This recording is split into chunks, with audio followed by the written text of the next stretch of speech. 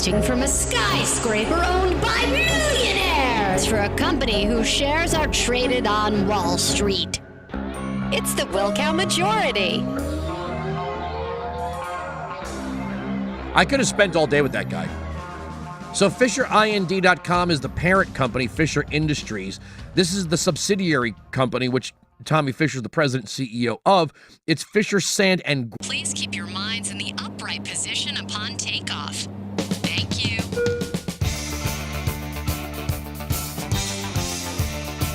All right, so a few years ago, and I'm being joined in studio by Rebecca Walzer. How many years ago was this that you tried to get me to come back to speak at the ironically named Levin School of the Levin, because it's Mark Levin, but of course, it's not the, what's the full title of the law school? Levin College of Law. Right. So yeah. I think they call it Levin down there, but we'll for our purposes, Levin we'll College call it Levin. Yes. You wanted me to come speak to the Federalist Society. Absolutely, I did. I do remember that. I don't remember why I couldn't be there. Your schedule just was, our schedules didn't line up with the event dates, with your schedule. Right, That's what it was, okay. Yeah. Because the last time I went down to broadcast, it was 2007. Yeah. I think it was, when Romney ended up conceding to McCain, and I went and did the studio. I used the Classic 89 studios when I was down there. So now you're writing books. Yes, absolutely. So you went to law school, but you're writing financial books. Give me the whole background. Yeah. Well, I'm an unusual lawyer, actually. I was in finance with PricewaterhouseCoopers and IBM for years before I went to law school. But you didn't go to undergrad at UF. No, I did not go to. I went to USF for undergrad in finance. See, this is something I never understood because I didn't go to graduate school. Is people who go to they go to one school for undergrad and they go to a school on the other side of the country, the other side of the state for postgraduate work. Why not just stay in the school that you're in? UF's a really great place to go to school. Yeah, USF doesn't have a law school. So my undergrad didn't have a law school. Every university doesn't have a law school. So obviously, being based in Florida, I wanted to go to the best Florida law school there is, and that is, of course, UF. Florida State might disagree. Some people in Miami might disagree. Well, based on the I'm rankings biased. with US News and World Report, so UF was the best law school to go to in Florida. And then I knew I wanted to be specialized in tax because that's the only area of finance and law that kind of really merge, and that's what made me go to law school in the first place. And UF has a great tax program. I took every tax class I could at the JD level, and then I went to NYU here for my advanced law degree. It's what's called an LLM in tax. If you're a conservative, going to NYU is a very interesting experience. Yes, it is. It was. I remember distinctly one world leader event they had where I went, and they were actually talking about trying to get a VAT or the similarness of a VAT, something similar in the United States. And I raised my hand and I said, it occurs to me that we have states and we have state sales taxes which already kind of emulate the VAT in all the European countries. So how are we going to add another VAT on top of that? And everyone was like, oh, I was shocked that they weren't automatically just discussing this. How would they, have a VAT here when we already have state sales tax system? Well, if you hang around New York City long enough, you know that there's a lot of people who are so smart they don't know anything, and that's a truth. All right, Yeah. so let's talk about this. When we talk about 401ks, IRAs, generation skipping trust, the death tax, the government has done more harm than good in messing with the organic economy. And I'll give you one shining example is Social Security. We created this retirement program that the government forces you into.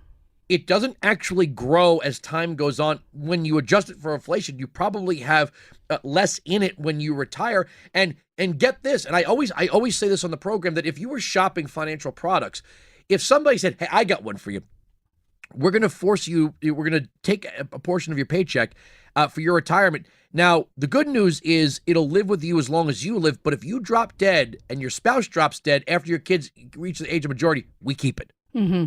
Yeah. Now, some people might say, you know what, in the end, if I put in a certain amount of money and you're promising me it will stay with me till I die, that might be a risk somebody's willing to take, but they should be willing to take it.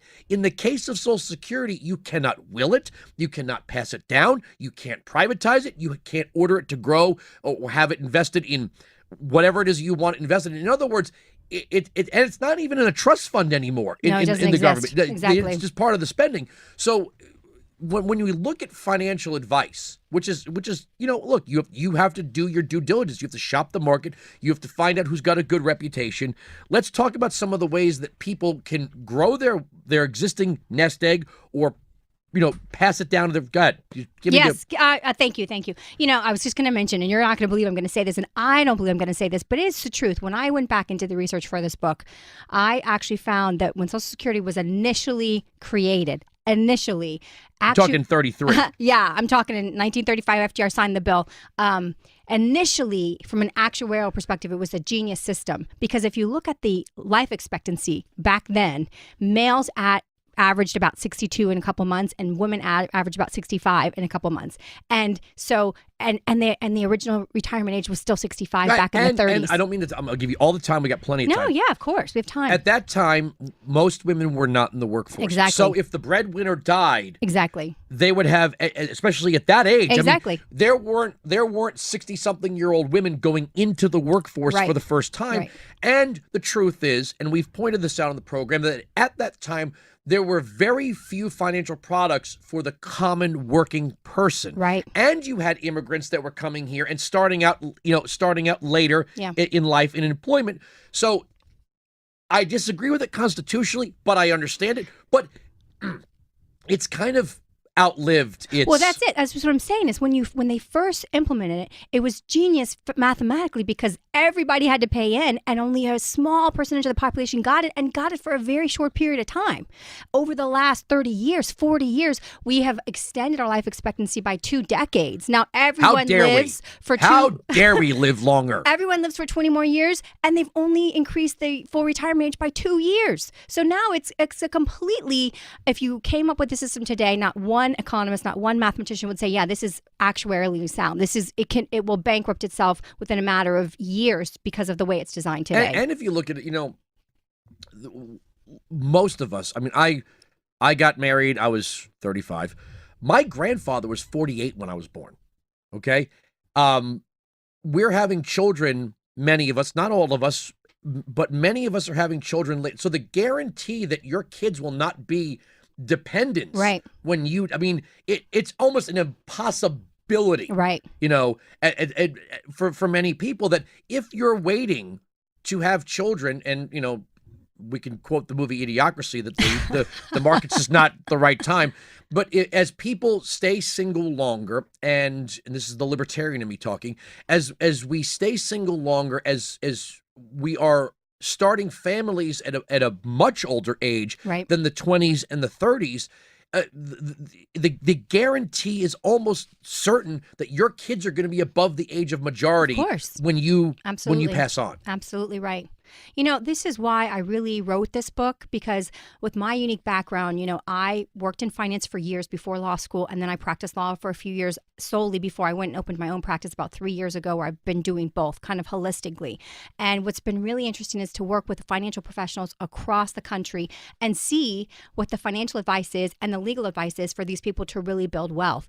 And a lot of people are counting on, at my generation, Gen Xers and down, Social Security. And I don't have... Good luck. I don't have anybody. I don't have a millennial. I don't have a Gen Xer. I don't have anybody that is under the age of 55 that I'm saying we need to count on Social Security. It is just going to mathematically at some point. It's already means tested. And I know that's a little bit shocking. It's not shocking necessarily to say on your show, but people don't understand. It is a means tested system today. And when I say that, you're saying, what are you talking about? Well, there's something called provisional income. Provisional income is what determines up to 85% whether or not your Social Security benefit is up to 85% taxable. So in other words, if the only income you have is Social Security, guess what? It's 100% not taxable. It's tax-free. But if you have Social Security and tax-free interest income from municipal bonds is actually a part of the provisional income calculation. So you could have a client, you could have somebody who had nothing but municipal bond income, who doesn't pay a federal tax, and their Social Security could be up to 85% taxable. Oh. So these are the kinds of things that people don't know. First they tax you when you earn it, then they tax you when they, air fingers quote, give it back to you. Yeah.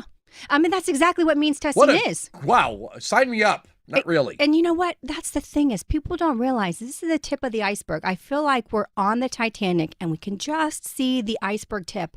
But below the surface, there's this huge monstrosity that nobody in America is talking about. And I build the case as a lawyer, which I appreciate that I set out in my book, Wealth Unbroken, to build this case as to why we've been building wealth in America since 1980, since the rise of the 401k, the wrong way. And there are millions and millions of people. So you're saying the 401k is wrong? Because, I've had financial professionals say, look, there's the potential to get nationalized. You can have a stock market bubble. But when you have the matching system, it's almost like, for lack of you can't call it free money because you earned it, but it's like a pay raise. If your company is 2% matching, 3% matching, 4% matching, whatever it is, you'd almost feel like a fool not taking it. Yes, of course. And our standard advice is contribute to the match and then run for the hills.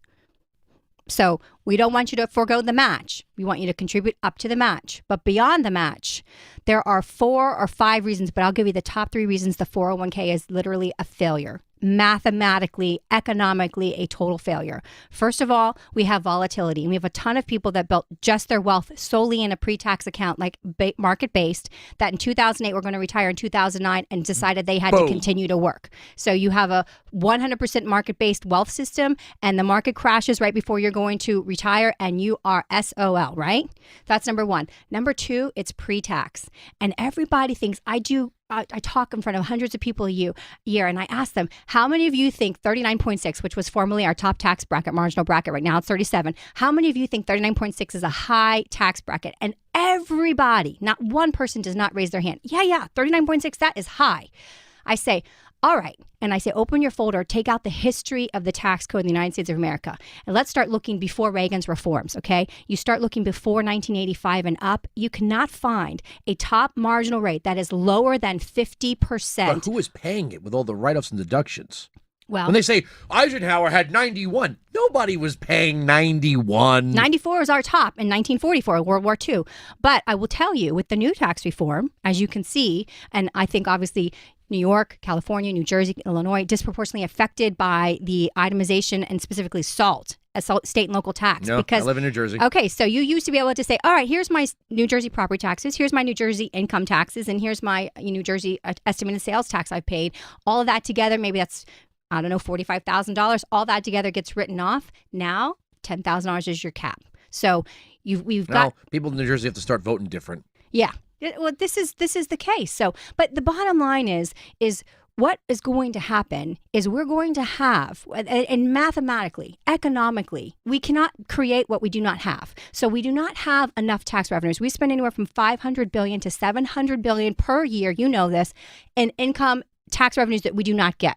And right now we're able to sell our debt to the world and we're able to spend that money. Right now. Why not? Well, like the great grandkids pay for it, right? Exactly. But you know what? The problem is we have a perfect financial storm that we have never experienced. Even we could have Milton Friedman right here with headphones on and he could tell me what's going to happen and I wouldn't believe him. Why? Because we have $21 trillion of debt and we have the retirement of our largest organic born population onto federal programs that we've never ever seen the likes of before. And those two things are happening at the exact same time. So when you look at Bill, because this thing with like Bitcoin, okay? Yeah. We had Peter Schiff on the program, and he thinks that this stock, we're watching the bubble build, but he also being a gold guy. A lot of gold people are looking at Bitcoin and going, that thing's going to blow up. Now, if you bought in on day one and you're selling at 14 grand, hey, you did all right. But people are so desperate to try to turn their savings into growing wealth that, whether it's the next cryptocurrency or the next stock rally or whatever it is, all of these things, even if you're listening to the best financial advice, it's still risky. So what are some of the more safe but profitable ways to grow your wealth? Yeah. Well, the first thing I would tell you is let's start to look at outside the pre-tax vehicle. What we don't want is the IRS to be our silent partner in our wealth building plan. No, if we want absolute control over our future, which is going to be hard to have, but let's just pretend that for a second we could have it, we would not include designing our wealth around a pre-tax situation. Conventional wisdom is pay the tax later because you'll retire making less money and therefore you'll pay less. But in order for that to actually work out, the equation has to be that tax rates stay the same or go down. If tax rates go up, you could actually take out less in retirement and pay more in tax. And in fact, that is what's going to mathematically have to happen. So would a flat tax, if we were told, the political winds will never change, it's a constitutional amendment, it'll be here for a generation, would a flat tax even out the decision making between pre-tax and or current and deferred income vehicles? If we had a constitutional amendment where it could never change. Well, without without a 2/3 majority or something. Okay, so yes, if we had an absolute guarantee that tax rates would be flat and stay the same forever, then it would take away the actual, only except for the fact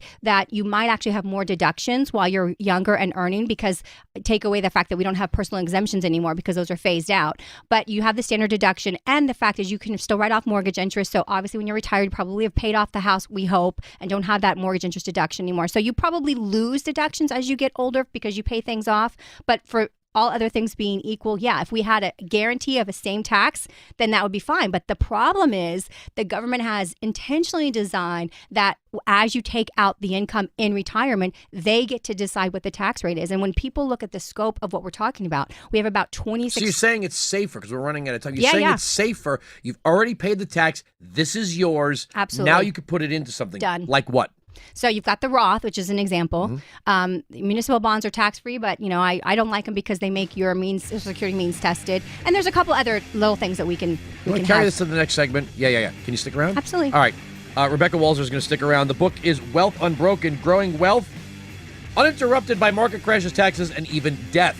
We're right, they're wrong. It's the end of the story. The arguments on this radio program cannot be broken. Third hour next. Sirius XM Patriot.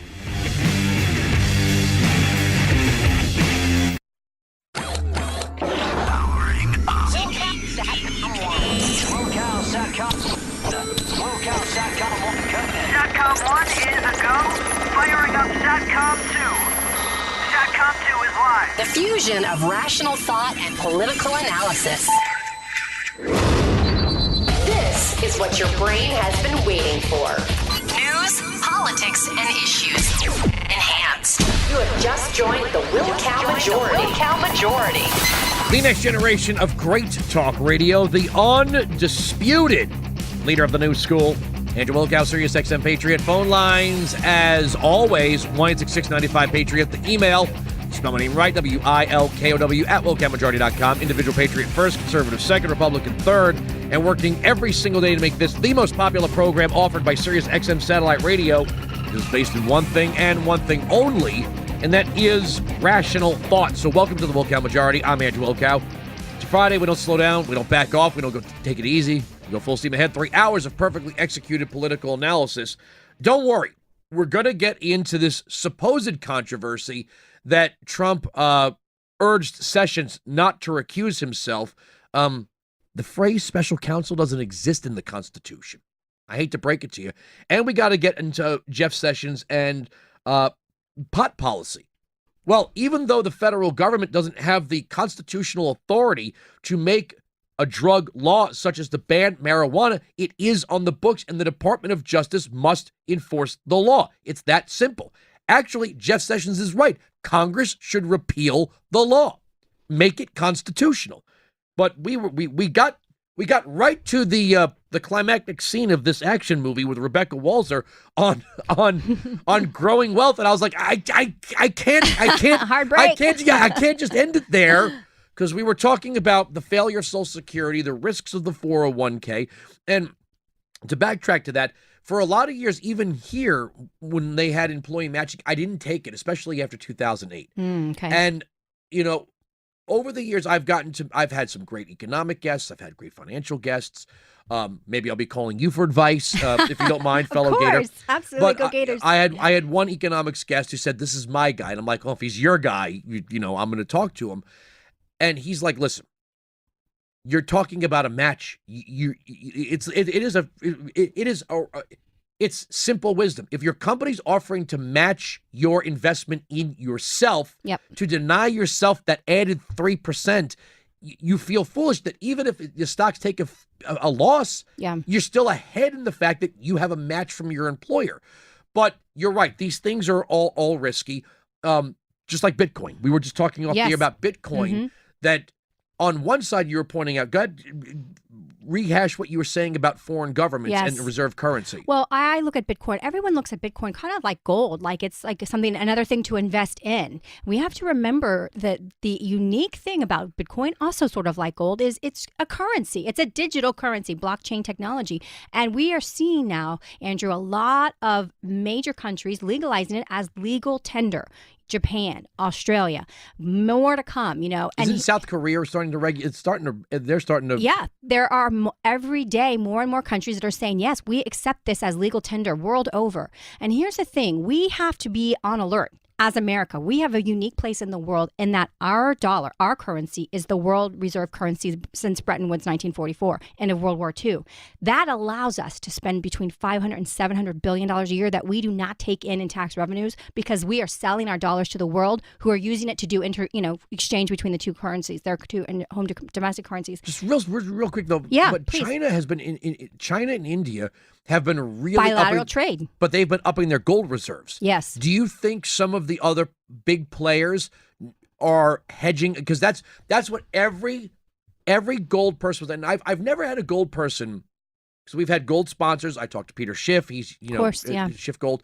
I've never had someone try to sway me with bad advice, like, oh, you should have 25%. They say like 3 to 5%. Right. It's just a hedge against inflation. Right. Don't go all in on gold. I've never had anybody, even the most ardent gold person, try to get me to go all in on gold or move any greater level of asset into gold than would be considered financially viable. Right, conservative. But that's the reason why people buy gold, because when the dollar goes up and down, gold is way more stable than a fiat currency. Right.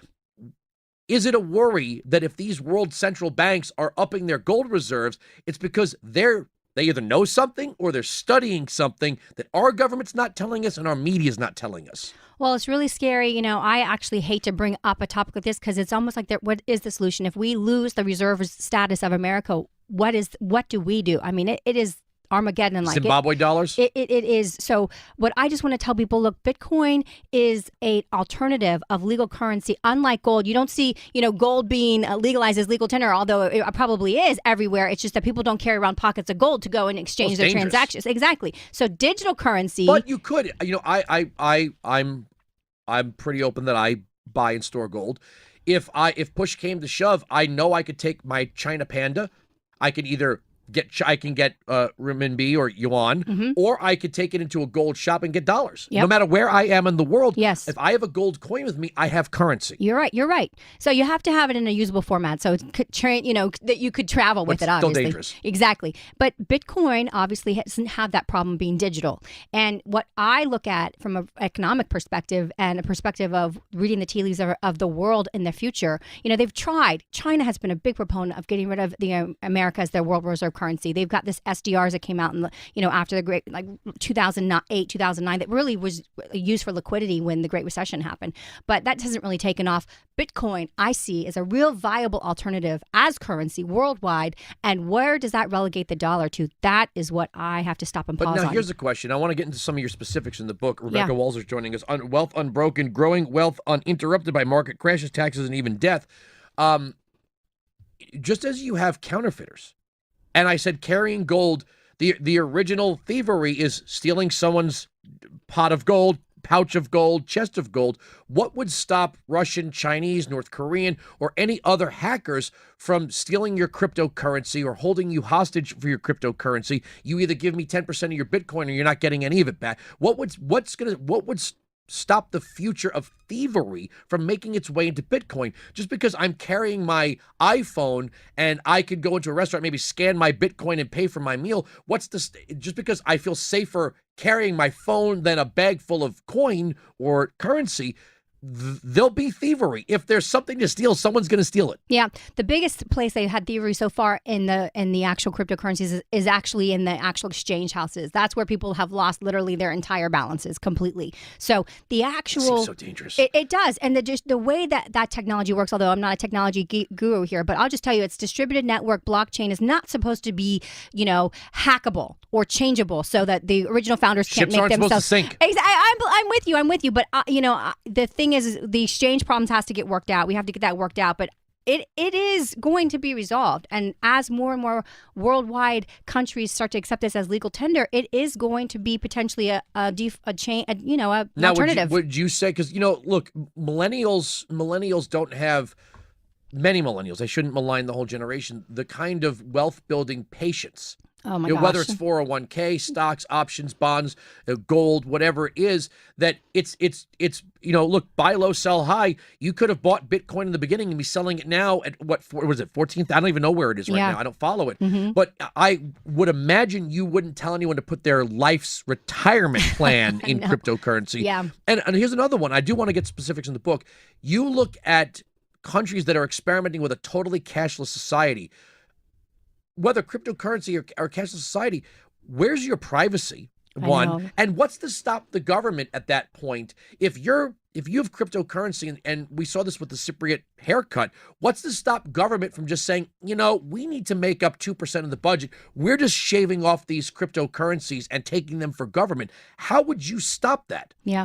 Well, again, not to speak exactly on the You don't need to be a logistics tech of geek. Bitcoin. Yeah, but it's supposed to be. This is the whole reason it came about. The whole story, it was invented by a Japanese man right after the Great Recession because, frankly, he was ticked off. I can't say I'm ready to, but he was really ticked off at the involvement or the monetary finagling of the Federal Reserve and other central banks in the world. Bank of Japan, European Central Bank, Federal Reserve, et cetera, et cetera. He said, this is enough. We do not want fiat currency. We do not want manipulatable currency. And therefore, I'm going to create something that cannot be edited and cannot be manipulated. And that is the entire reason that Bitcoin actually exists today. So I do see it as an alternative to the dollar, and that is a scary reality that we have to think of. I think Americans just need to look at it and say, geez, it's not just an investment like gold. It actually could be the end of the dollar as we know it in the future, and that is a little bit scary to me as an American. All right, so let me skip to Chapter 10, Wealth Building Assets. With that, start dispensing some of the advice. I mean, Bitcoin can be dangerous. The dollar can be dangerous. Stocks can be dangerous. Again, I'm a small percentage in gold, silver, and platinum. Mm-hmm. And I'll give you a crazier one, even copper.